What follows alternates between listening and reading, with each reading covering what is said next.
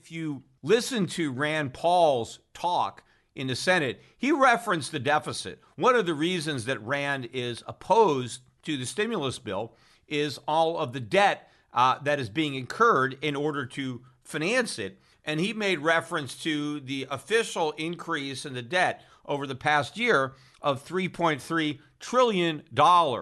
However, if you actually look at the national debt, which is a more honest barometer of how much the money the government is borrowing rather than what they pretend they're borrowing, the national debt has already increased in this calendar year, 2020, by $4.8 trillion in one single year. And obviously, if this bill is signed and those stimulus checks, and I'll get into those in a minute, if they get mailed out before the end of the year, of course, they want to hurry up and get those checks out there for Christmas presents, right? I mean, the senators who voted against this were described as the Grinches who were trying to steal Christmas because they got in the way of all the free stuff, right? But if these checks get sent out, the deficit or the national debt will explode, and more than $5 trillion of debt will have been added in this 1 year, in 2020, all by itself.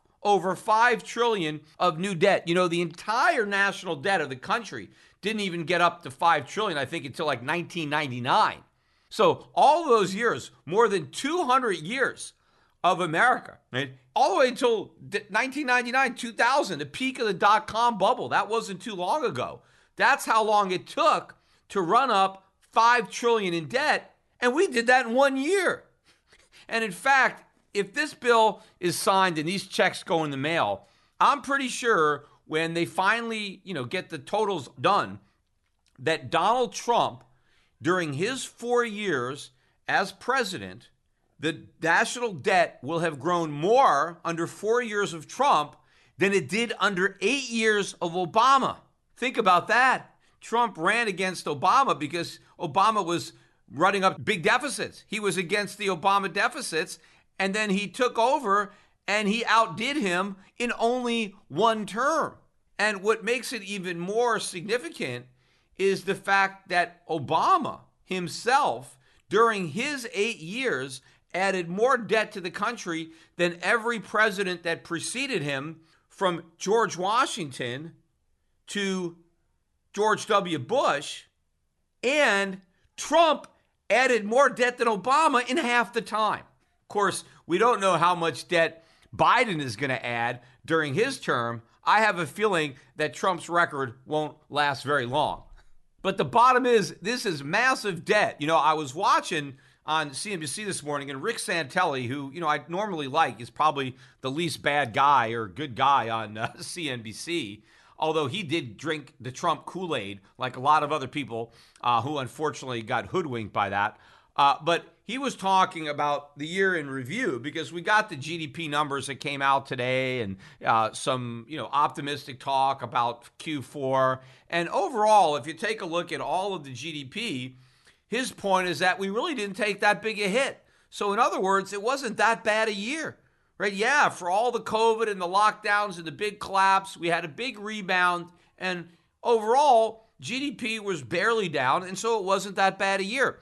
The problem with just focusing on one side of the national balance sheet is you get a distorted picture of reality. Because if we had to add $5 trillion to the national debt to prevent the GDP from collapsing, are we really better off? We're not.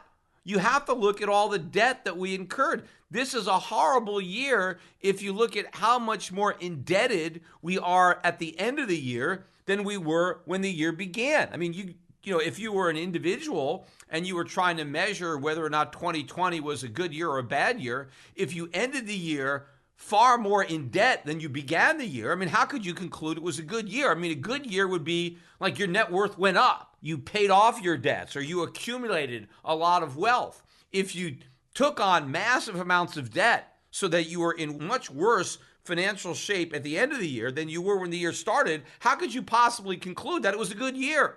So collectively, we're all much worse off, as a group. Now, certainly there are individuals that are much better off. I mean, personally, my net worth went up quite a bit in 2020, even though I didn't own any Bitcoin. I happen to own a lot of things that did very well. In fact, some of the stocks that I own did much better than Bitcoin, and my businesses all around did good. So, my personal net worth went up, and certainly want to thank all of the customers that helped make that possible.